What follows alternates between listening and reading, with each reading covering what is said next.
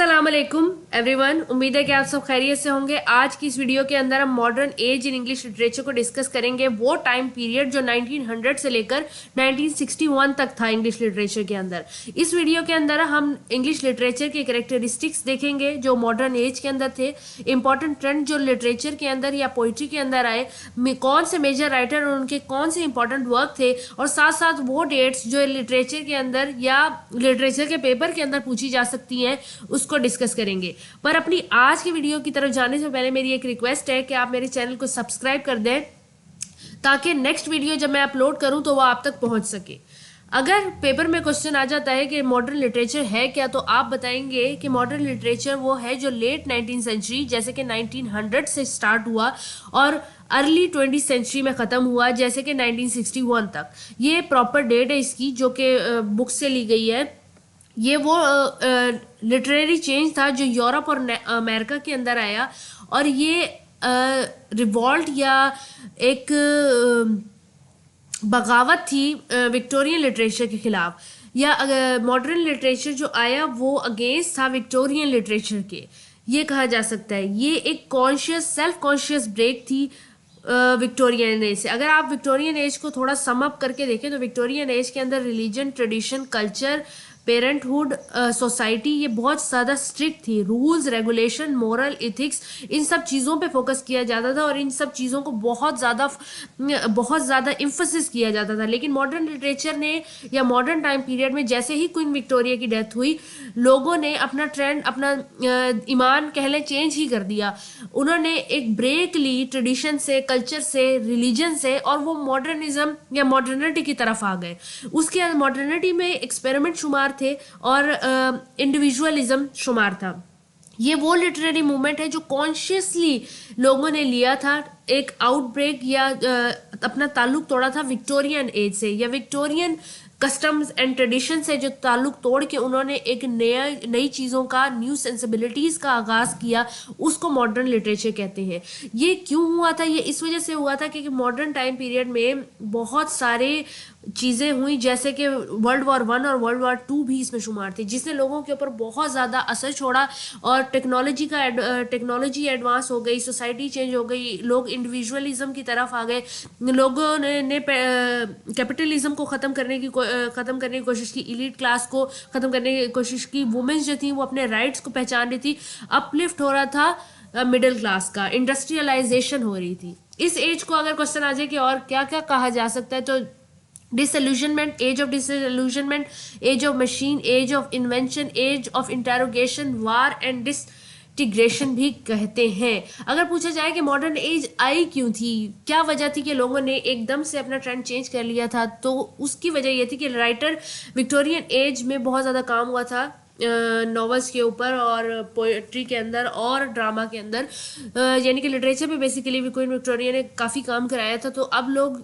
अपने ट्रेंड को, अपनी थिंकिंग को, अपने थॉट को एक तो वैसे ही चेंज करना चाह रहे थे कि एक अरसे से वो एक ही तरह की राइटिंग कर रहे थे, अब वो चाहते थे कि डिफरेंट हो जाए। उसके अलावा एक जो राइटर्स ये चाह रहे थे, दूसरा टेक्नोलॉजी या जो साइंस थी वो बहुत एडवांस हो रही थी। फॉर एग्जांपल जैसे चार्ल्स डार्विन जो थे, उन्होंने थ्योरी ऑफ एवोल्यूशन दी जिसने लोगों के माइंड को खोला, लोगों का न्यू पर्सपेक्टिव दिया। सिगमंड फ्रॉइड ने साइको एनालिसिस दे के लोगों के माइंड को खोला। कार्ल मार्क्स ने अपनी थ्योरी दे के इनइक्वालिटीज़ को या सोसाइटी को उजागर किया। फ्रेडरिक ने अपनी थ्योरी दी कि कोई अगर खुदा है ही नहीं, एथिसिज्म को पेश किया। तो ये सारी वो चीज़ें थी जिन्होंने लोगों के माइंड को झुंझला के रख दिया और लोगों को ये सोचने पे मजबूर कर दिया कि रिलीजन या कल्चर और ट्रेडिशन के अलावा भी दुनिया देखी जा सकती है। एक इंसान को उसके नाम, उसकी रेस और उसके मजहब के अलावा भी देखा जा सकता है, सिर्फ एज ए इंसान भी देखा जा सकता है। तो इस एज के अंदर लोग चाहते थे कि लिटरेचर का स्फीयर चेंज हो, क्योंकि लिटरेचर एक माशरे की अक्कासी करता है। लोग चाहते थे कि आप चेंज हो और गोल्डन एज आए जिसके अंदर इंसान एक फ्री इंसान हो। तो उन्होंने एज ऑफ एक्सपेरिमेंट स्टार्ट कर दी, आर्टिस्टिक एक्सपेरिमेंट स्टार्ट कर दिए अपनी पोइट्री के अंदर, प्रोज के अंदर, जैसे कि उन्होंने सिटायर, आयरनी, ह्यूमर, ये चीज़ें, इंडिविजुअलिज्म, एब्सर्ड, ये चीज़ें दिखाना शुरू कर दी, ऐसी चीज़ें बताना शुरू कर दी जो लोगों ने पहले कभी नहीं देखी थी। तो जब उन्होंने ये चीज़ें देखी तो उनके जहन पे असर हुआ, जैसे कि उन्होंने आर्टिस्टिक एक्सपेरिमेंट में अब्सर्ड थिएटर को इंट्रोड्यूस कराया था। इसके अलावा विक्टोरियन एज के अंदर बहुत ज़्यादा फोकस किया जाता था मेच्योरिटी के ऊपर, सेंस के ऊपर, लेकिन 20वीं सेंचुरी में ऐसा कुछ भी नहीं था। उन्हें लगा कि नथिंग इज फिक्स्ड, कोई भी चीज़ ताहयात हमेशा के लिए नहीं है, चीज़ें चेंज होती रहती है, वेरिएबल है। उनका विक्टोरियंस का ये बिलीव था कि घर की ज़िंदगी जो है वही एक चीज़ होती है। एक आदमी का मकसद ही ये होता है कि वो घर बनाए और फिर बूढ़ा हो और मर जाए, फिर उसके बच्चे घर बनाए और बूढ़ा हो और मर जाए। लेकिन 20वीं सेंचुरी में कहा नहीं, उन्होंने फैमिली अट्रैक्शन को कम किया, हर कोई अपने ऊपर फोकस कर रहा था। साइंस और आर्ट्स जो थे वो मॉडर्न मैन को इन्फ्लुएंस कर रहे थे, उसको चेंज कर रहे थे। औरतों ने अपने हकूक़ के लिए आवाज़ उठाना शुरू कर दी थी, इंडस्ट्रियलाइजेशन स्टार्ट हो गई थी, बहुत इंडस्ट्रीज बनने लग गई थी जहाँ पे मिडिल क्लास का अपलिफ्ट हो रहा था, मिडिल क्लास के लोग ऊपर आ रहे थे अपनी तालीम हासिल कर करके। फिर साइको एनालिसिस और साइकोलॉजी पे बहुत ज़्यादा रुझान दिया गया, जिससे लोगों ने एक दूसरे की साइकी को समझा और एक टोटल न्यू पर्सपेक्टिव पेश किया। अगर पूछा जाए कि मॉडर्न एज है क्या असल में, तो ये टोटल अपोजिट है विक्टोरियन एज के। इसके अंदर रैशनल थिंकिंग को इंक्लूड किया गया। मॉडर्निज्म अगर पूछा जाए कि है क्या, तो मॉडर्निज्म है ही साइंस। इसके अंदर फॉर एग्जाम्पल जैसे एक एक्सपेरिमेंट किया गया, प्रोज राइटिंग के अंदर बिटर सटायर किए गए, साइंस फिक्शन लिखा गया और रियलिस्टिक लिटरेचर लिखा गया।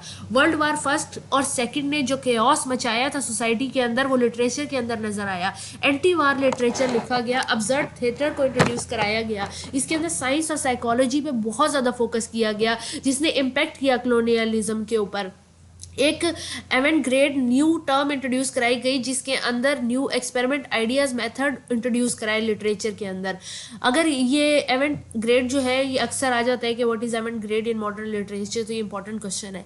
मॉडर्न एज को age of complexity, age of perplexity, age of bluffing, age of revolutionary, age without history कहा जाता है। मॉडर्न पीरियड के अंदर सिग्निफिकेंट डेवलपमेंट हुई साइंस में, पॉलिटिक्स में, वेलफेयर में और टेक्नोलॉजी में।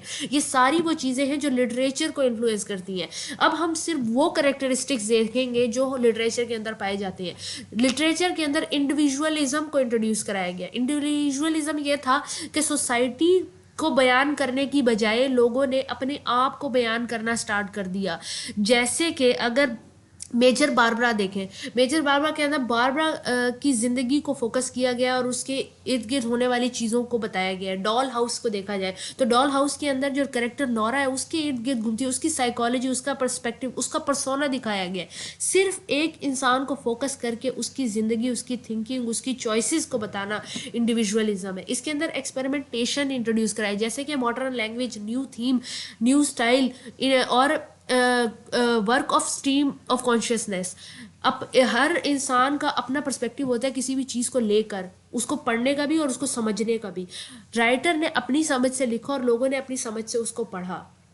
ये स्ट्रीम ऑफ कॉन्शियसनेस है। अब्सर्डिटी इंट्रोड्यूस कराई गई।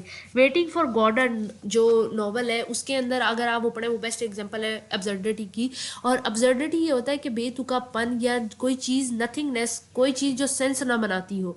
ऐसा नॉवल, ऐसा ड्रामा जो सेंस ना बनाता हो, जिसके अंदर कोई भी चीज़ बेतुकी, हर चीज़ बेतुकी हो, वो अब्सर्डिटी है। इसके अंदर बहुत सारी चीज़ें उन्होंने इंट्रोड्यूस कराई कि मॉडर्न मैन जो है वो नथिंगनेस की थ्रू है, या इंसान की जो पूरी कोशिशें हैं वो नथिंगनेस की तरफ है।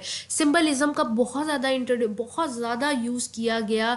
सेलिंग टू बाइजेंटियम वगैरह जैसी पोइम के अंदर, थॉट फॉक्स के अंदर इन्होंने बहुत सिंबलिज्म को यूज़ किया और हिडन कोड को एक एक लफ्ज़, एक एक लाइन के अंदर, जैसे टी.एल. इलियट इस एज के रिप्रेजेंटेटिव पोइट है, मॉडर्न एज के रिप्रेजेंटेटिव पोइट अगर आपसे कोई पूछे तो वो टी.एस. इलियट है। उन्होंने अपनी पोइम के अंदर जो love song of J.L.P.F. Lock है, वो उसके अंदर उन्होंने बहुत ज़्यादा सिंबलिज्म को यूज़ किया। एक लाइन के अंदर उनके कई कई मीनिंग्स होते थे। फॉर्मलिज्म, मॉडर्निस्ट जो थे वो फॉर्म को देखना या फॉर्म के मीनिंग लेना, या जो फॉर्मल उनकी लिटरेचर के आइडिया थे, जैसे कि उन्होंने बहुत ज़्यादा स्ट्रक्चर पे फोकस किया, उन्होंने एक सिस्टम को फोकस किया। Decline of sentiment and value थे। मॉडर्न एज के अंदर इंसान इंडिपेंडेंट हो रहा था, तो वो अपनी रिस्पॉन्सिबिलिटी से भी भाग रहा है, हॉलो होता चला जा रहा है। पेरेंटल अथॉरिटीज़ को भी मॉडर्न मैन ने निगलेक्ट किया। इसके अलावा जो लव था, लव कई हद तक मिटता हुआ नज़र आया। जैसे पहले W.B. यीट्स और कीट्स वगैरह ये लव के बारे में बातें करते नजर आते थे, तो मॉडर्न मैन सिर्फ सेक्स की थीम को लेके नजर आते थे। तो डिक्लाइन ऑफ सेंटिमेंट था, डिक्लाइन ऑफ वैल्यू था। एज ऑफ मशीनरी इसलिए थी क्योंकि मीडिया आ चुका था, कम्युनिकेशन लोगों की फास्ट हो रही थी, इसके अलावा लोग ट्रैवल फास्ट कर रहे थे, ऑटोमोबाइल्स आ गई थी, प्रिंट मीडिया अच्छी तरीके से प्रोग्रेस कर रहा था, जर्नलिज्म बहुत ज़्यादा आगे जा रहा था, सटायर, पॉलिटिकल, सोशल अपलिफ्ट था। तो और ये टाइम वो था जब मशीनरी एडवांस हो रही थी। Characteristic of modernism in literature, वो जो 6 मैंने आपको बताया वो बहुत इंपॉर्टेंट है। इसके अलावा आप ये वाले कैरेक्टरिस्टिक्स भी देख सकते हैं, ये थोड़े थोड़े करके लिखे हैं। जैसे लिटरेचर ने एग्जिबिट किया लोगों का पर्सपेक्टिव, उन्होंने ये रिप्रेजेंट किया कि इंडिविजुअल किस तरह से सोचता है। उन्होंने स्ट्रीम ऑफ कॉन्शियसनेस को फोकस करके inner thought, inner psychology of human being दिखाई। लैंग्वेज जो है वो इंसान क्या परसीव करता है वो बताया कि लैंग्वेज थिक है। अब लिखने वाला अपनी सिचुएशन में लिख रहा है और पढ़ने वाला अपनी मर्जी से उसके मायने ले रहा है। इम्फोसिस किया एक्सपेरिमेंट के ऊपर, कुछ ऐसी चीज़ें खुली छोड़ दी लिटरेचर के अंदर भी कि आप अपनी मर्जी से उसका एंड निकालें। थीम्स जो थी वो पेसिमिज्म, डिसइल्यूजनमेंट एंड मेलंकोली थी, दुखी, उदास, सौरो थीम्स थी, क्योंकि वर्ल्ड वार्स की वजह से वार के ने बहुत लोगों के ऊपर इम्पैक्ट किया। फिर सेंस ऑफ फ्रेगमेंटेशन मतलब एक्सप्लॉयटेशन ऑफ वुमेन थी, लॉस ऑफ फेथ था, use of symbolism and scientific methodologies था, reflection of modern chaos and confusion था। इसके अलावा loose plot, loose character, loose writing थी, passion for humanity and humanitarianism था, इंसान को फोकस किया गया था। अगर फीचर्स या ट्रेंड देखें कि मॉडर्न पोइट्री के क्या थे, तो सिर्फ ये था कि विक्टोरियन एज में जो पोइट्री होती थी उसके खिलाफ जो पोइट्री की गई वो मॉडर्न एज में थी, रोमांटिक पोइट्री के खिलाफ भी। डिसअपेयरेंस ऑफ रिलीजन को साइड पे रख दिया गया, मॉडर्निज्म के अंदर रिलीजन सेंट्रल थीम नहीं था। Regular meter have been discarded, निकाल दिया गया। नो रेगुलर राइमिंग स्कीम थी, जस्ट पोजिशन ऑफ आइडियाज थे, फ्री वर्स था, आयरनी को यूज़ किया और मेटाफर को यूज़ किया। ये वो फीचर्स हैं जो मॉडर्न पोइट्री के अंदर मॉडर्न राइटर्स ने यूज़ किए। अगर हम देखें कि वो ट्रेंड जो मॉडर्न टाइम पीरियड या मॉडर्न लिटरेचर के अंदर वो कौन कौन से ट्रेंड आए, तो सबसे पहला ट्रेंड स्ट्रीम ऑफ कॉन्शियसनेस, वो राइटिंग या वो लिटरेरी स्टाइल जिसके अंदर कैरेक्टर की थॉट्स, फीलिंग, रिएक्शन, उसकी चॉइसेस को मद्देनजर रख के राइटर लिखता है और इंसान अपनी मर्जी से उसको अपनी सिचुएशन के हिसाब से पढ़ता है, वो स्ट्रीम ऑफ कॉन्शियसनेस है। इसके अलावा पेंटिंग के अंदर शोरिज्म को प्रमोट किया गया। ये शोरिज्म जो सच काइंड ऑफ मूवमेंट है जो आर्ट में और ज़्यादातर पेंटिंग के अंदर आया, मतलब ये वो पोइट्री के अंदर नहीं है, ये पेंटिंग के अंदर है, जिसके अंदर जिसका पोजीशन ऑफ इमेज किया गया। क्यूबिज्म, ये भी पेंटिंग के अंदर या विजुअल आर्ट के अंदर, जैसे पिकासो की पेंटिंग वगैरह के अंदर क्यूबिज्म पाया गया। इसके अलावा डाडिज्म आया। डाडिज्म था मेन स्ट्रीम जो कि विक्टोरियन एज का कॉन्टीन्यूटी ऑफ स्टाइल था या कॉन्टीन्यूटी स्टाइल था उनका, मेन स्ट्रीम स्टाइल था उनका, उसको निगलेक्ट किया, वो डाडिज्म था। इसके अलावा फ्यूचरिज्म आया। फ्यूचरिज्म के अंदर बताया गया कि वो ऐसी पेंटिंग बताई गई जिसके अंदर डिस्ट्रक्शन था, ऐसी पेंटिंग जिनके अंदर डिस्ट्रक्शन वगैरह था, वो फ्यूचरिज्म को फोकस करता था। इसके अलावा एक्सप्रेशनिज्म, रियलिज्म और नेचुरलिज्म के खिलाफ जो जो पोइट्री भी की गई वो एक्सप्रेशनिज्म के अंदर है। इमेजिज्म प्रमोट किया गया, मतलब लोगों के अंदर इमेज क्रिएट करने की कोशिश की गई। सिंबलिज्म लिया गया। सिंबलिज्म के अंदर जी, तो इमेजिज्म को या इमेजिज्म एज अ मूवमेंट आया जिसके अंदर मॉडर्न पोइट्री के अंदर इमेजेस के थ्रू या इमेजरी क्रिएट की गई ताकि लोगों को ज़्यादा बेहतर समझ आए। इसके अलावा सिंबलिज्म का हाईली यूज़ किया गया। सिंबलिज्म क्या होता है? सिंबलिज्म किसी भी चीज़ को, इमेज को यूज़ करके किसी भी आइडिया को बयान करना, इमोशन को या स्टेट ऑफ माइंड को। फॉर एग्जाम्पल, जैसे कि आप चांद को ले लेते हैं, या आप अगर आपने सिल्विया प्लैथ की डैडी पढ़ी हो तो उसके अंदर वो कई जगह सिंबलिज्म यूज़ करती है, अपने आप को सिंबलाइज करती है चीज़ों से।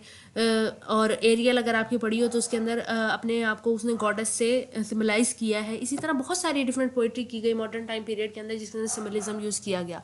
अगर आपसे कोई मॉडर्न राइटर या मॉडर्न इंपॉर्टेंट वर्क उनके पूछे कि कौन से है मॉडर्न एज के अंदर, तो डेविड हर्बर्ट का सन्स एंड लवर है, जेम्स जॉयस का यूलिसिस है, टी.एस. इलियट का मर्डर इन कैथेड्रल है, जॉर्ज बर्नार्ड शॉ का मिसेस वार्डन प्रोफेशन है, विलियम बटलर यीट्स का the land of heart's desire है, जॉन गैलावर्थी का द मैन ऑफ पॉवर्टी है। ये वो वर्क हैं जो बहुत ज़्यादा इंपॉर्टेंट है मॉडर्न एज के अंदर और मॉडर्न लिटरेचर में अपनी जगह आप रखते हैं। यहाँ पे मैं आपको बताती जाऊँ कि टी.एस. इलियट जो है वो रिप्रेजेंटर हैं मॉडर्न एज के। आज की वीडियो के अंदर से मॉडर्न एज के बारे में बताया था कि उनके थोड़ा बहुत आपको नो हाउ हो जाए। ये सारे ऐसे ऐसे टॉपिक हैं जिनके ऊपर एक अलग अलग वीडियो बनी चाहिए 20 मिनट्स की, लेकिन कोशिश की है कि आपको थोड़ा सा पता लग जाए कि कैरेक्टरिस्टिक्स या मॉडर्न एज थी क्या। उम्मीद है कि आपको वीडियो समझ आई होगी। अगर आपको मेरी वीडियो समझ आती है और पसंद आती है तो प्लीज़ इस वीडियो को लाइक कर दें।